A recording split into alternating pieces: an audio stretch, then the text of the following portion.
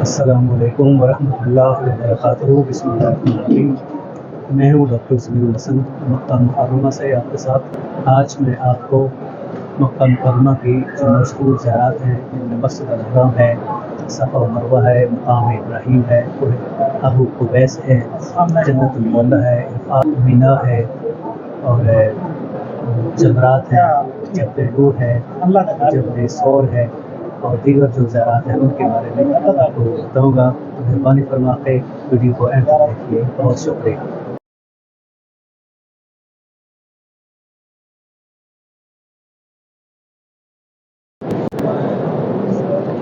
اچھا، اس میں وقت جو آپ دیکھ رہے ہیں مسجد الحرام جو ہے، یہ سب سے پہلی مسلمانوں کی مسجد ہے۔ اللہ تعالیٰ نے جیسے قرآن مجید میں فرمایا ہے، ان اول بیت وضع للناس للذی بقۃ مبارکا وہدی للعالمین۔ تو یہ مکہ مکرمہ میں یہ سب سے پہلی مسجد ہے جس کی بنیادیں تھیں وہ اٹھائی تھی جناب ابراہیم علیہ السلام نے اور جناب اسماعیل علیہ السلام نے، اور اس وقت سے یہ عبادت کی جماعت میں بنا ہوا ہے۔ یہ مسجد الحرام جو ہے، یہ مکہ جو ہے خانہ کعبہ، اس کے ساتھ جو ایکسٹینشن تھی مسجد الحرام کی سب سے پہلی جو ایکسٹینشن کی تھی وہ کی تھی عبد الملک بن مروان نے۔ اس کے بعد اس کی خوبصورتی میں اضافہ کیا تھا، عثمانی عہد حکومت میں اضافہ کیا گیا تھا۔ انہوں نے اس کے مینار بھی بنائے تھے اور اس کے قبے بھی بنائے تھے۔ اس کے بعد اس کی ایکسٹینشن جو ہے وہ یہ عبدالعزیز کے دور میں ہوئی تھی، سعودی دور میں۔ سب سے پہلے ایکسٹینشن 1900 جو تقریباً 55 میں ہوئی تھی۔ اس کے بعد مین ایکسٹینشن جو تھی وہ شاہ فہد نے کی تھی۔ شاہ فہد کی ایکسٹینشن کے بعد ان کے بعد شاہ عبداللہ نے 2008 میں اس کی ایکسٹینشن کی، اور اب جو ہے وہ شاہ سلمان ان کے دور میں بھی ایکسٹینشن ہو رہی ہے۔ تو اس وقت آپ تقریباً دیکھ سکتے ہیں کہ مسجد الحرام جو ہے وہ دنیا کی سب سے بڑی مسجد ہے۔ یہ 24 گھنٹے کھلی رہتی ہے، اور اس وقت میں اس مسجد میں ایک وقت میں کم از کم 25 لاکھ نمازی جو ہے وہ نماز ادا کر سکتے ہیں۔ تو یہ مسجد جو ہے الحمدللہ بہت خوبصورت ہے۔ اس کا اب جو ہے وہ شاہ عبداللہ کی جو ایکسٹینشن کے بعد اس کا مطاف ہے اس کا سائز کافی بڑا کر دیا گیا ہے۔ اب بھی ایکسٹینشن ہو رہی ہے۔ اب جو موجودہ دور میں یہ ہے کہ مطاف ہے جہاں طواف ہوتا ہے، پہلے تو ہر بندہ جا کے طواف کر سکتا تھا سادہ کپڑوں میں، لیکن اب صورتحال یہ ہے کہ اب سعودی گورنمنٹ نے یہ سختی کی ہے کہ وہ بندہ جو احرام کی حالت میں ہے صرف وہی عاقل ہے وہ طواف کر سکتا ہے۔ اس میں یہ جو مقام ابراہیم ہے یہ سنہری گنبد نما ہے جو خانہ کعبہ کے مشرق کی طرف نصب ہے، اور اس میں جناب ابراہیم علیہ السلام کی قوم مبارک کے جو نقش ہیں، تو اللہ تعالیٰ نے حکم دیا ہے فاتخذوا من مقام ابراہیم مصلی، کہ مقام ابراہیم جو ہے اس کو مصلی بنایا جائے۔ اسی لیے جب لوگ طواف کرتے ہیں تو طواف کرنے کے بعد 2 رکعت نماز جو ہے وہ طواف کی اسی مقام ابراہیم کے پیچھے پڑھتے ہیں۔ یہ جو آپ تصاویر دیکھ رہے ہیں، ویڈیو دیکھ رہے ہیں، یہ صفا اور مروہ کی ہے۔ اس میں قرآن مجید میں اللہ تعالیٰ نے فرمایا ہے ان الصفا والمروۃ من شعائر اللہ ومن حج البیت واعتمر لا جناح علیہ ان یطوف بہما۔ تو اللہ تعالیٰ نے حکم دیا ہے کہ یہ جو صحیح صفا اور مروہ کا درمیان علاقہ ہے، میرے کنیز نے جناب حاجرہ صلی اللہ علیہ نے جناب اسماعیل کی پیاس کو بجھانے کے لیے پانی کی تلاش کے لیے کے ساتھ چکر لگائے تھے۔ اس لیے اللہ تعالیٰ نے مسلمانوں پر، ہر حاجی پر، یا جو عمرہ کرتا ہے، جو طواف کرتا ہے، اس پہ فرض کر دیا گیا ہے تمہارا حج یا عمرہ اس وقت تک مکمل نہیں ہوگا جب تک تم نے صفا اور مروہ کی صحیح نہیں کرنی، کیونکہ یہ شعائر اللہ ہے۔ تو جو طواف ہیں 7 چکر صفا اور مروہ کو لگائے جاتے ہیں، وہ صفا سے شروع ہوتا ہے طواف پہلا چکر، اور مروہ پہ جا ختم۔ یہ جو مقبرہ المعلیٰ جو ہے، یہ جنت المعلیٰ جسے کہتے ہیں، یہ مکہ مکرمہ کا بہت قدیمی قبرستان ہے۔ یہ جو مکہ مکرمہ کا ایک علاقہ ہے جسے ہجون کہتے ہیں، اس میں بہت پرانا قبرستان ہے، اور اسی قبرستان میں جناب حضور صلی اللہ علیہ وسلم کے ابا اجداد کی قبور مبارک ہیں۔ جناب عبد المناف کی، جناب عبد المطلب کی، جناب عبداللہ کی، جناب مطالب کی، اور جناب پاک بی بی سیدہ خدیجہ الکبریٰ جو ہے ان کی بھی قبر مبارک اسی قبرستان میں ہیں۔ تو اس قبرستان میں جو قبروں کے نشانات کو مٹا دیے گئے ہیں، ہر قبر پہ صرف ایک ایک پتھر رکھ دیا گیا ہے، اور بلدیہ میں اس کا اپنا جو اندراج ہوتا ہے، رجسٹریشن ہوتی ہے۔ باقی اس میں مختلف صحابہ کرام کی بھی قبریں ہیں، مختلف جو شہداء ہیں، مختلف جنگوں میں ان کی قبریں ہوئے ہیں۔ اب بھی جو مکہ میں حج کے دوران جو عمرہ فوت ہو جاتا ہے تو اس کو اسی قبرستان میں جو ہے وہ دفن کیا جاتا ہے۔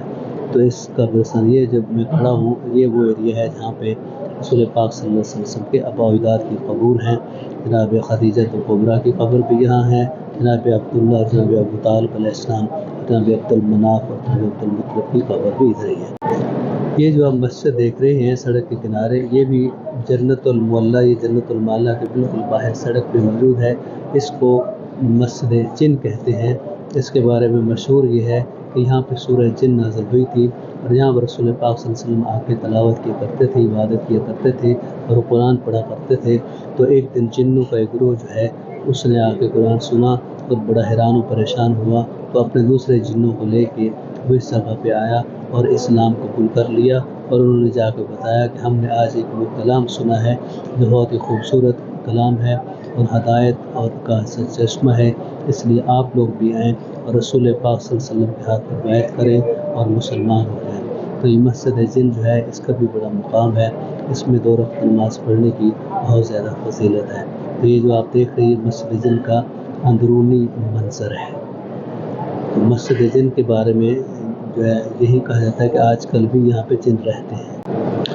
مسجد الحرام سے اگر آپ مروہ کی طرف سے باہر نکلیں تو یہ جو سامنے آپ کو پہاڑ نظر آ رہے ہیں، اسے کہتے ہیں کوہ ابو قبیس۔ یہ وہ جگہ ہے جہاں پہ کفار مکہ نے رسول پاک سے کہا تھا کہ اگر آپ سچے رسول ہیں تو اس چاند کو 2 ٹکڑے کریں تو ہم آپ پر ایمان لے آئیں گے۔ تو رسول پاک صلی اللہ علیہ وسلم نے اللہ کے حکم سے انگلی کا اشارہ کیا، تو اسی جو کوہ ابو قبیس پر چاند 2 ٹکڑے ہو گیا، ایک حصہ کوہ ابو قبیس کی طرف اور ایک حصہ کوہ کہکان کی طرف رہ گیا۔ تو اس میں اسی کے ساتھ جو ہے وہ شعب ابی طالب بھی ہے، جہاں پہ رسول اللہ صلی اللہ علیہ وسلم نے کہ جو 3 سال تھے بڑے مشکل گزرے تھے، جب مکہ کے کفار نے رسول پاک اور ہاشمی خاندان کا یہ جو آپ جگہ دیکھ رہے ہیں، یہ 2 کھڑکیاں ہیں، ان کے بارے میں کہا جاتا ہے کہ یہاں سے وہ بڑھیا جو تھی رسول پاک پر کوڑا کرکٹ پھینکتی تھی، تو جب وہ بیمار ہوئے تو رسول پاک اس کی عیادت کو گئے، پھر وہ مسلمان ہو گئی تھی۔ تو مسجد حرام کے ساتھ ساتھ یہ جو ابھی آپ نے دیکھا ہے شعب ابی طالب جو ہے، تو یہاں پہ بڑے مشکل سے یہ ایریا جو ہے شعب ابی طالب کا کوہ ابو قبیس کے دامن میں، یہ جو آپ دیکھ رہے ہیں بلڈنگ جو پیلی سی بلڈنگ ہے، یہ مکتبہ مکۃ المکرمہ ہے، اور یہی رسول پاک صلی اللہ علیہ وسلم کی ولادت و سعادت کا جو گھر تھا، جو جناب عبداللہ کا گھر، جناب عبد المطلب کا گھر، یہی گھر تھا، یہاں پہ ہاشمی خاندان رہتے تھے۔ اور یہ جو آپ دیکھ رہے ہیں یہ پرانا زمزم کا جو ایریا ہے، جہاں سے پہلے لوگ زمزم بھر کے لے کے آتے تھے، لیکن اب سعودی گورنمنٹ نے اس ایریا کو بند کر دیا ہے۔ تو پہلے لوگ یہاں سے زمزم کی بوتلیں جو ہے اور کین وغیرہ بھر کے پاکستان لے کر جایا کرتے تھے۔ تو یہ سارا علاقہ جو ہے مسجد الحرام کا ہے۔ اسی کے جو مروہ کے باہر آپ دیکھیں گے، یہ جو سامنے آپ پہاڑی دیکھ رہے ہیں، پہاڑ بلکہ اس کو کہتے ہیں جبل ثور۔ تو یہ بہت مشہور و معروف پہاڑ ہے جو مکہ کے جنوب کی طرف واقع ہے۔ یہ وہ پہاڑ ہے جب شب ہجرت جناب رسول پاک صلی اللہ علیہ وسلم اپنے بستر پر جناب علی علیہ السلام کو سلا کر گئے تھے، اور جناب ابو بکر صدیق کے ساتھ جو ہے وہ مکہ سے ہجرت کی تھی، تو سب سے پہلے کسی غار میں آ کے پناہ لی تھی۔ تو اس پہاڑ پہ تو جو تقریباً 750 میٹر جو ہے اس کی ہائٹ ہے، اس کی ہائٹ پہ بالکل آخر پہ غار ثور ہے، اس غار میں جا کے پناہ لی تھی، اور مکہ کے جو کفار تھے ان کے پیچھے چلتے چلتے اس پہاڑ کے دہانے تک پہنچ گئے تھے، لیکن اللہ کی قدرت سے وہاں پہ جو مکڑی نے جالا بن دیا تھا، اور وہاں پہ جو کبوتر تھا اس نے انڈے بھی دے دیے تھے، تو اس کے دہانے سے لوگ واپس چلے گئے تھے۔ تو اس پہاڑ کی بڑی منزلت ہے. لوگ آج بھی اس مشکل پہاڑ میں گرمی میں اس کی جو ہے وہ زیارت کرتے ہیں اور اس کے اوپر جا کر غار ثور میں 2 رکعت نماز پڑھتے ہیں. یہ غار ثور کے جو پہاڑ ہے جبل ثور کے شروع میں دیکھیں لوگ مختلف چیزیں لے کے بیٹھے ہوئے ہیں. تو جو لوگ اوپر جاتے ہیں یہاں سے چیزیں بھی خریدتے ہیں. یہاں پہ لوگ جو کبوتر بیٹھے ہیں جو پانی پہاڑ ہے جب پانی جس کو جبل نور کہتے ہیں جس کو آپ دیکھ رہے ہیں جس کے یہ سامنے جو پہاڑ ہے جبل نور کہلاتا ہے. اسی میں وہ غار ہے جس کو غار حرا کہتے ہیں. یہ غار جو ہے اس میں رسول پاک صلی اللہ علیہ وسلم جو ہے وہ جا کے عبادت کیا کرتے تھے. اور اسی غار میں جو سب سے پہلی آیت تھی اقرا بسم ربک الذی خلق وہ نازل ہوئی تھی. تو جبرائیل علیہ السلام جو ہے وہ سب سے پہلے اسی غار میں آپ کے پاس وحی لے کے آئے تھے اور اس کے بعد حکم ہوا تھا کہ آپ اپنی نبوت کا اعلان کر دیں. تو یہ پہاڑی کافی اونچی ہے. تقریباً 2 گھنٹے لگتے ہیں اس غار تک پہنچنے کے لیے. یہ جو پہاڑ آپ دیکھ رہے ہیں یہ میدان عرفات ہے اور اس کا سامنے جو پہاڑی ہے اس کے جبل رحمت بھی کہتے ہیں. میدان عرفات جو ہے وہ بہت ہی مشہور میدان ہے کیونکہ اس میدان میں جو حج کے دوران میں جو حج رکن اعظم حج کا یعنی وقوف عرفات وہ بھی اسی میدان میں ہوتا ہے. اور 9 ذی الحج کو تمام حاجی جو ہے اس میدان میں آ کے زوال آفتاب سے لے کے غروب آفتاب تک یہاں پہ وقوف کرتے ہیں رہتے ہیں. اور یہاں پہ جو خطبہ حج ہے مسجد نمرہ میں وہ بھی ادا کیا جاتا ہے. جو خانہ کعبہ کے امام ہیں وہ یہاں پہ خطبہ پیش کرتے ہیں. یہ لوگ جو ہے یہ جو پہاڑی ہے جس پہ لوگ جا رہے ہیں اور اتر رہے ہیں اس کو جبل رحمت بھی کہتے ہیں.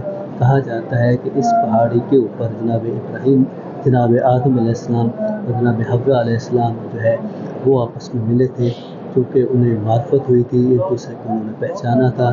اسی نسبت سے اس میدان کو میدان عرفات بھی کہتے ہیں.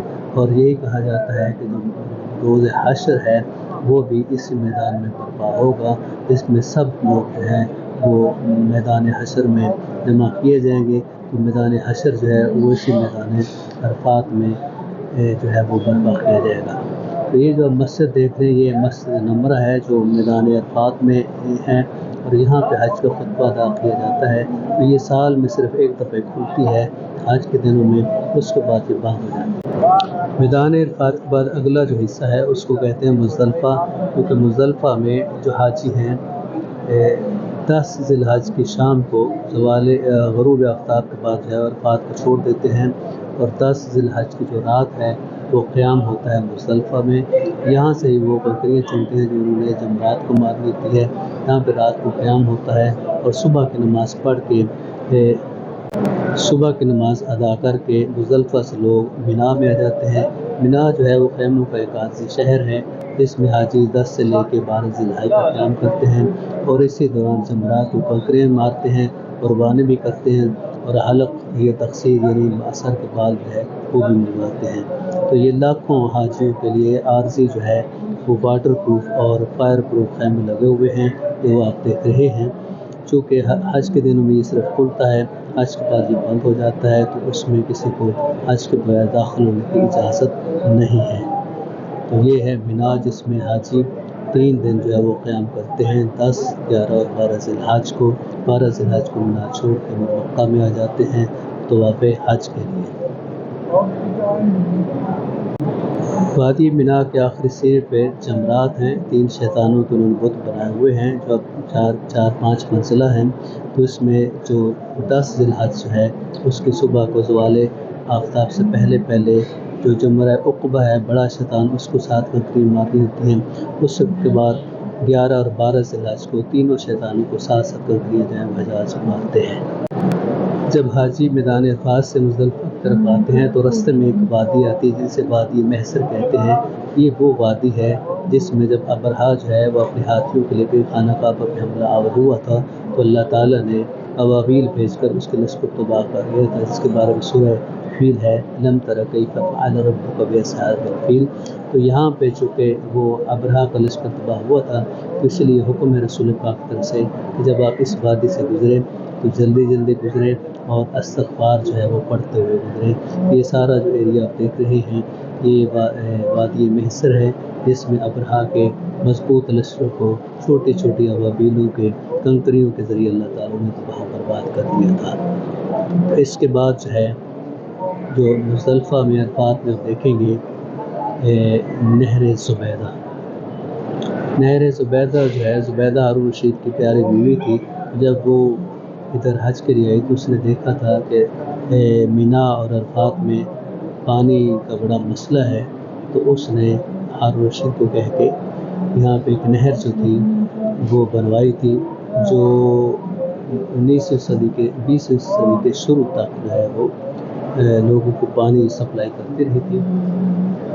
تو اس کے بعد تقریباً 1955 میں اس نہر کو بند کر دیا گیا تھا۔ اب چونکہ پانی جو ہے یہ سامنے جو آپ دیکھ رہے ہیں یہ ریمننٹ ہیں نہر زبیدہ کے، تو اب پانی چونکہ ٹینکوں کے ذریعے وہاں پہ سپلائی ہوتا ہے، اس لیے اب اس نہر جو ہے یہ خشک ہو گئی ہے، اس کے صرف جو ہے وہ ریمننٹ ہی رہ گئے ہیں، باقی اس نہر پانی کے استعمال کے لیے نہیں ہوتی۔